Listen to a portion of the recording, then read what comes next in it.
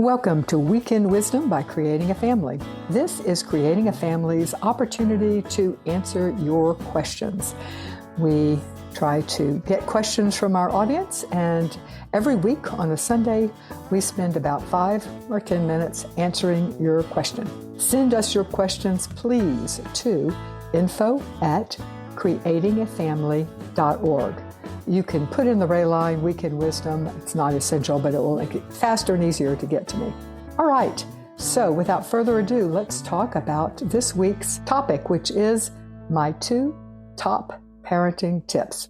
I am a mom of 4 through birth and adoption. In other words, I have been there and done that in terms of parenting. And I've made, honestly, more than my share of mistakes and have had my share of successes as well when it comes to parenting.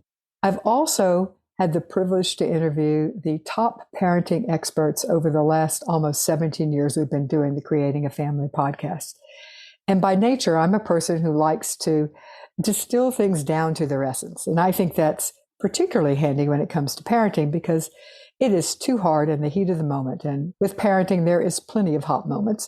It is just too hard to remember too many rules.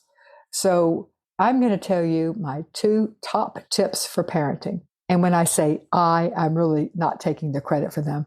This is not unique to me. I am distilling it for you, shall we say. All right, the first tip is to praise the behaviors you want.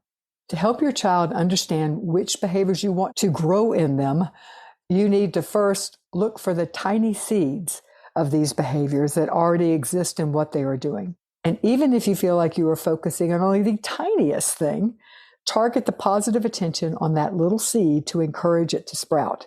Go out of your way, and sometimes this takes force on your part, to notice positive behaviors. And to help you do that, we've got a few practical ideas to implement this tip.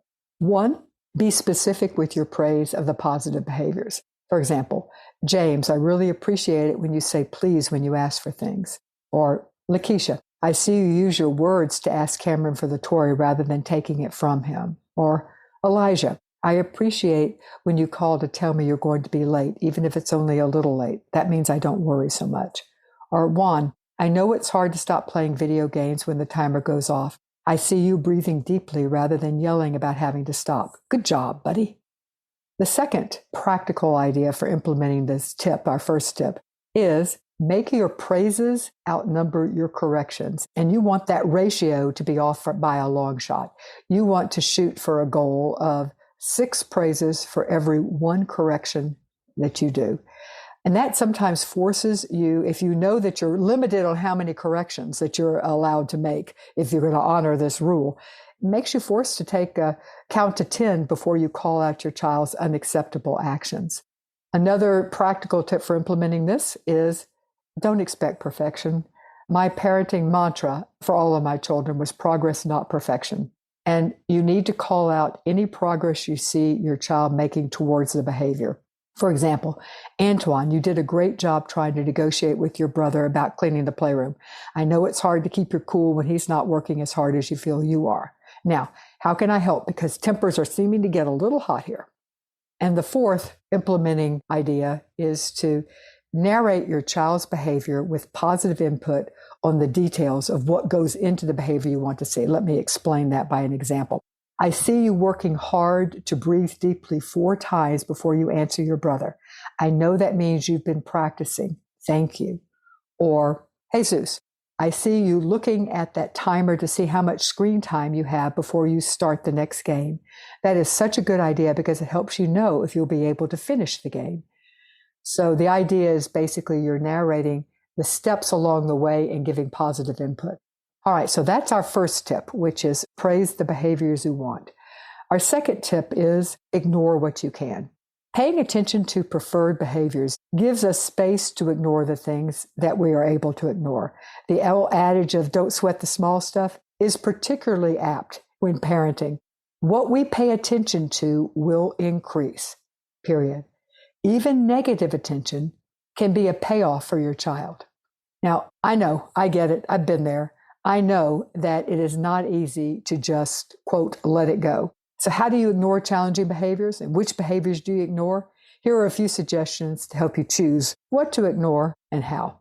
First thing, This suggestion is more of a how to prevent some of the negative behaviors by nipping them before they start. Look for what is leading up to the child's poor behavior. In other words, what triggers lead to a de-escalation of behaviors. For example, noticing that when kids play together for too long, it ends up in a fight. Or maybe you notice that he always has a tantrum when he hasn't had food within a couple hours. It might mean that when she is quiet and uncommunicative in the car ride home, she will fall apart with the slightest issue. These are the things that you can notice ahead of time that gives you preparation to try to head them off at the pass. Overlook, if at all possible, behaviors that are slightly annoying. Remember that we want to focus on the positive, and we don't want to, quote, waste our few corrections on something that is simply annoying. Does your child need to fill every quiet space with chatter or questions? If so, calmly answer one or two, then occupy yourself in another room before you feel your annoyance rising.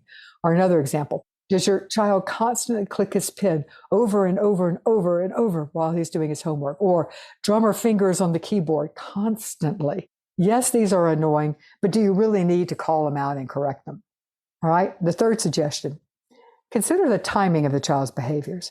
Redirect the behavior by meeting the need without attending to the behavior.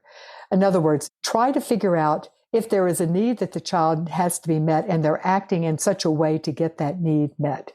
For example, here's a cheese stick and a glass of water. I think you must be feeling empty right now.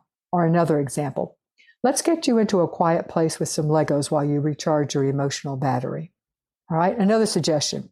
Even when negative behavior occurs, try to pick one positive action to spotlight along with the correction. If possible, look for something positive to start with. So here's an example. I see you're really angry right now, and I saw how you tried to talk with Amani first before you hit her. Good for you for using your words, but we don't hit people. What else could you have done when your words didn't work? Now, how are we going to make this up with Amani? That would be an example of noticing something positive, addressing that first, but then still having the correction, because it is not okay to hit people. A good rule of thumb is to think to yourself, is this childish or willful behavior? Exercise effort to let childish activities go by the wayside. And remember, our kids who've experienced trauma, abuse, neglect, often act younger than their chronological age. So be gracious with this assessment, especially in the heat of the moment. So if we see our kids behaving in a way that's driving you crazy, but it could be not willful behavior, give them the benefit of the doubt. All right. Before you leave, let me remind you that Creating a Family has a newsletter. It's free, of course. It's an e-newsletter. It comes to you once a month, and we curate the best of what we found in that month to help you be the best parent possible. You can subscribe to the newsletter at creatingafamily.org/newsletter. And thanks for listening today.